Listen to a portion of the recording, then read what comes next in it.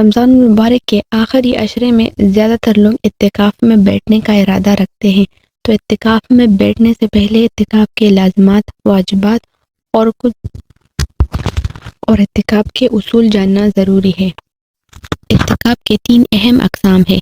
Number 1، نظر یعنی کہ منت رکھنا، جیسے کہ کوئی شخص یہ منت رکھے کہ اگر میرا یہ کام ہو جائے تو میں 10 دن اعتکاف کروں گا، یا کچھ کام ذہن میں رکھ کے بغیر کوئی شخص یہ کہہ دے کہ میں نے اتنے دن اعتکاف خود پہ لازم کیا، تو یہ اعتکاف اس شخص پہ واجب ہوا اور جتنے دن کی نیت کی ہو وہ پورا کرنا ضروری ہے۔ مثال کے طور پر اگر اس نے 3 دن کہے ہو تو اس شخص کو 3 دن اعتکاف پورے کرنے پڑیں گے، اور اگر اس نے 10 دن کیا ہو یعنی کہ 10 دن نیت کیا ہو۔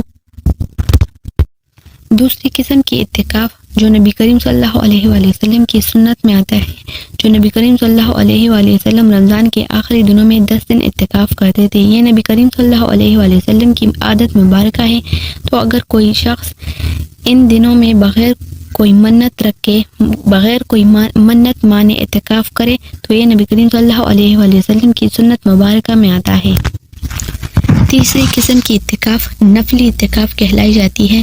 اس کے لیے دن اور وقت کی مقدار کی کوئی حد یا کوئی قید مقرر نہیں ہے، البتہ اگر کوئی پوری زندگی کے لیے اعتکاف کرنے کی نیت کر لے تو وہ بھی جائز ہے۔